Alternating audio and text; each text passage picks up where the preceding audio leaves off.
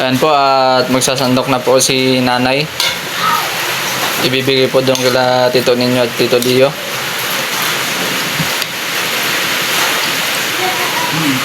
Bango.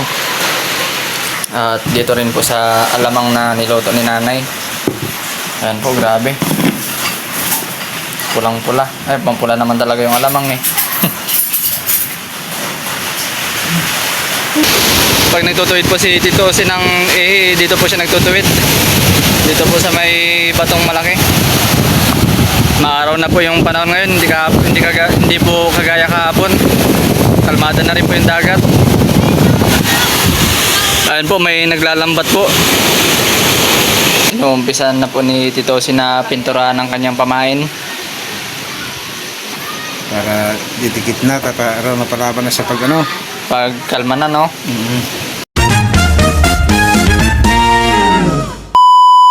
Hello mga ka-adventure, welcome back po sa aking YouTube channel. Ngayong araw po pala ay magluluto tayo ng pakbet. At gigisahin din po natin yung agamang na binili ko. Sangkotsahin para hindi matigas. At hihiwa-hiwain po muna natin tong pakbet. Lilinisan po muna natin.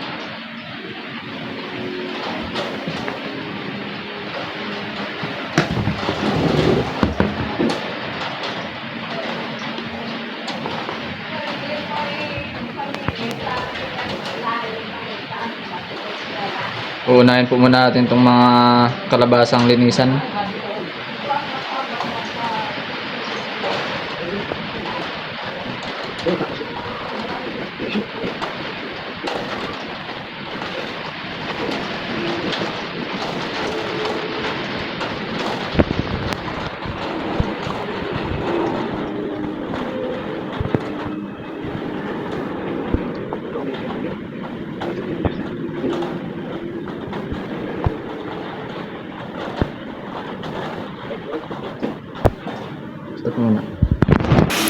Bali, tapos na po natin tong nilinisan tong gulay.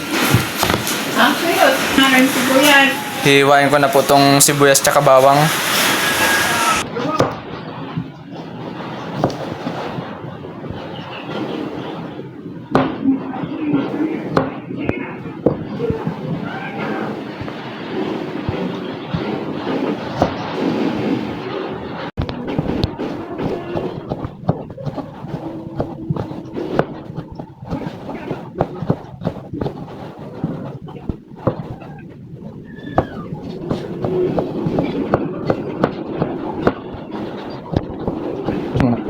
Tapos na po natin iniwa yung sibuyas, isusunod po natin itong bawang.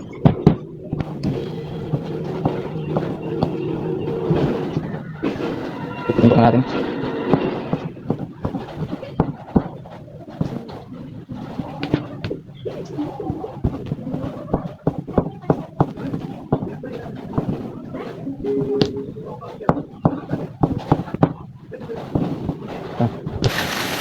Tapos na po natin hiniwa yung sibuyas at bawang. Itong karne naman po tapos nang sinanggutsa. Ang una po nating lulutuin yung agamang para po may panghalo mamaya sa pakbet. Yung agamang po natin haluan din po natin ng unting karne para po masarap. Yan na At itong alamang naman po hugasan na ni nanay. Bali sasalain niya po muna. Kasi po pag hindi hinugasan yan maalat. maalat masyado. Maalat masyado.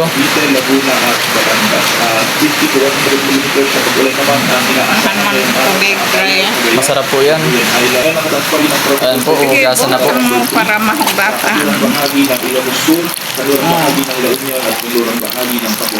Sige. Sige. Kulang yan tubig mo.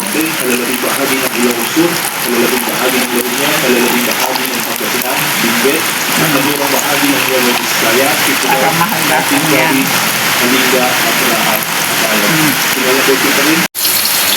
Bali, ilalagay na po ni nanay yung bawang.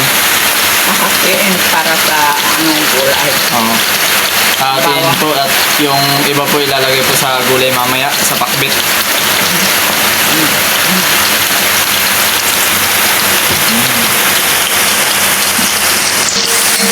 Haluin.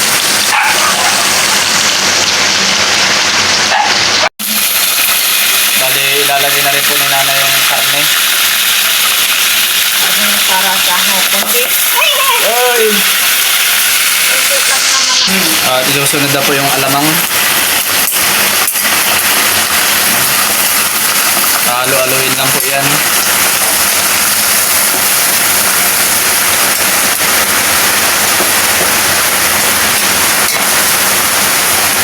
Di ba tinitimpla pa ng asukal yan, Nay? Oo. Suka. Suka, asukal. Oo. Bitin. Ayan po, tinahalo-halo po muna ni Nanay. Ang bango na po. Talagyan na po ng suka. Ayan, bali lalagyan na rin po ng suka ni Nanay.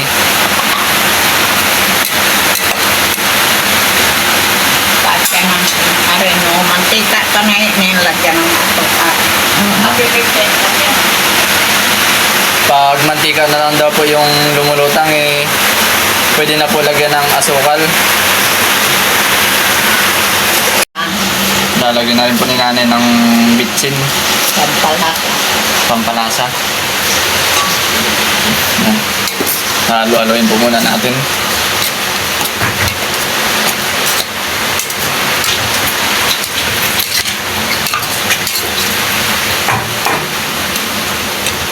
Ayan po, at lalagyan na po ni Nanay ng asukal. Bango na talaga, Nay.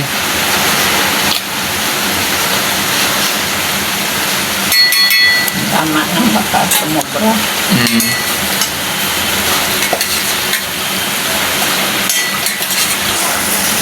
Ayan po, at kunting kulo na lang po yan, pwede na pong haluin dahil po yung mantika niya umiibabaw na.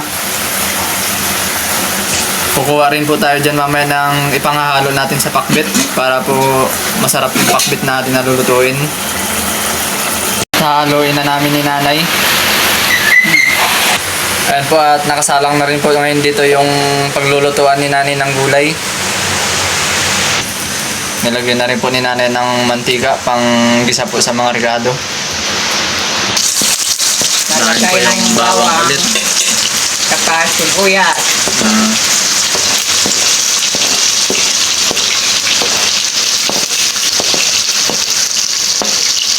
Favorite ko pa naman yung takbit na yun. Like po. Ayan po, at sinunod na rin po ni Nanay ilagay yung karne ng baboy. Malakas masyado yung apoy na yun.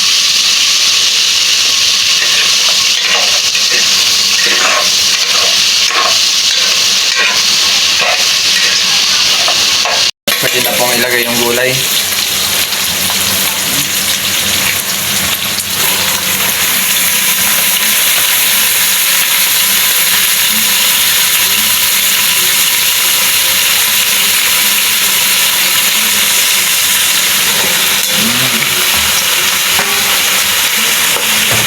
Tapos takpan. Halo-haloin na po muna ni Nanay. Tapos tatakpan na po. Hindi mo na lalagyan ng tubig yan, Nay. Ilalagay ito ay Yung sabaw na ng nilaga kanina. yung pinagsangkot sa hangin. Pinang...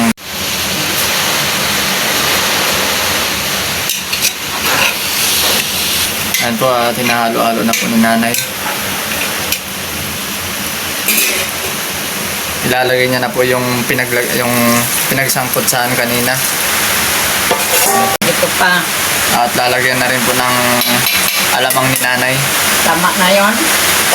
Oo, tama na siguro yun. Ayan po, tinahalo-halo na po ni Nanay. Dadagdagan po natin ng unting sabaw.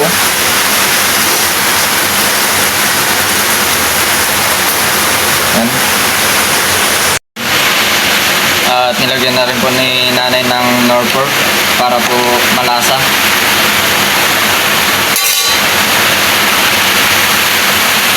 Po, at haluin na po natin yung pakbit, ginulay na pakbit ni Nanay. Ayan po, at magsasandok na po si Nanay.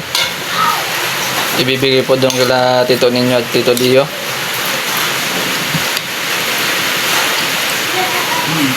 Bango.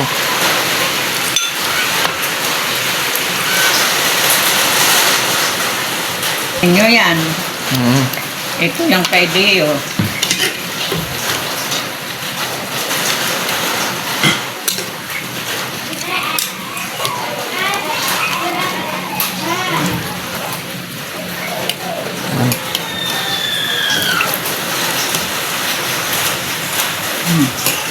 At dito rin po sa alamang na niluto ni nanay.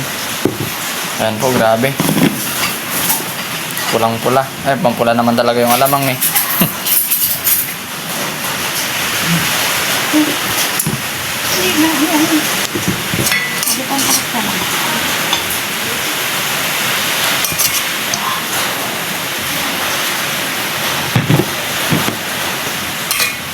Partner po sa pakbet. Partner sana sa kare-kare. Ah, kare-kare. Mali ako. Kaso, pakbit ang naluto.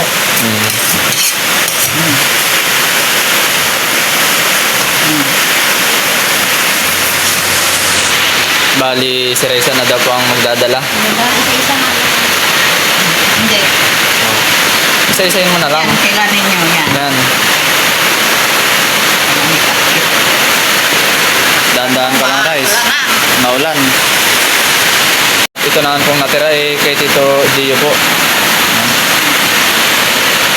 Pwede na tayong kumain na eh. Pwede na tayong kumain. Okay na kayo. 2 hours later.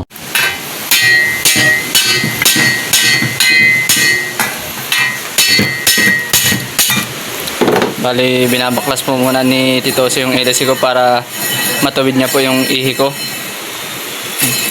Siya lang po yung taga-tuwid namin dito. Ang manunuwid. Opo. Para masilip niya ng maigi kung saan yung liko. Opo. Papatuwid po natin yung ihi natin para po paglaot natin eh, maganda ang manak po yung bangka. Hindi po mapalag. Pag nagtutuwid po si Tito Jose ng ihi, dito po siya nagtutuwid. Dito po sa may batong malaki. Maaraw na po yung panahon ngayon, hindi po kagaya kahapon. Kalmada na rin po yung dagat. Ayun po, may naglalambat po. Dahil pag ganito pong may masamang panahon eh, may bangus po dyan sa mga gilid. Mga nakakawala po sa fish pan.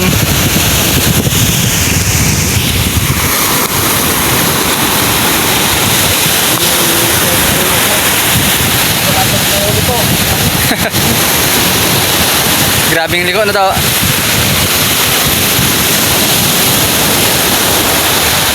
Yan lang po ang pagtutuwid ni Tito Jose. Dito niyo po tinutuwid.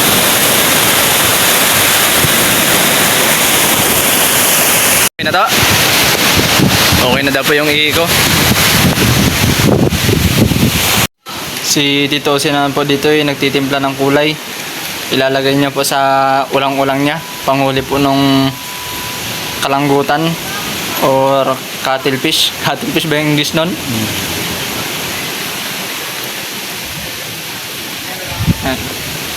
Yellow green.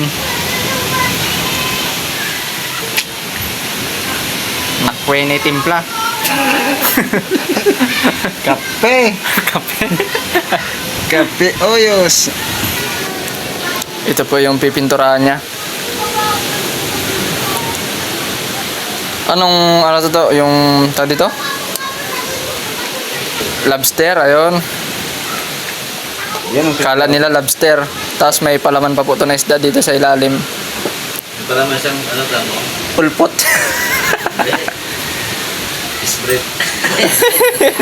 May palaman daw po siyang cheese bread. Madawi-madawi eh. Ayan po yung forma niya.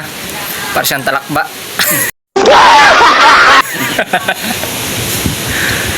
Panghuli ng cuttlefish or kalanggutan sa sambal. Inuumpisan na po ni Tito Jose na pinturahan ng kanyang pamain. para didikit na, para mapalaban na sa pag ano. Pag kalma na, no? Ito sa iba, nakita mo yung mga post nila. Yung Manny Nabora, di ba? Pinsan mo yan. Ang dami na lumalakad sa kanila. Medyo kalma siguro din sa kanila, no?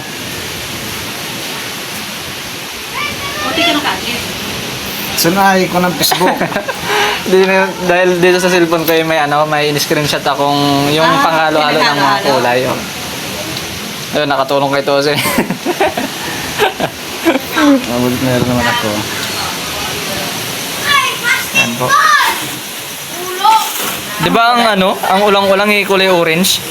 Mayroon orange, may dilam. Pag naluto. Gunggong! Barinig kita sa mukha eh! Pinturang black, kuminto naman. Ano? Pinturang black. Kasama ko na yung go. Ayun po yung sa ulo niya ay tingga po yan, pabigat. At ito naman po yung mga sima niya. Ay yung mga taga, wala pong sima. Matabing, kamo.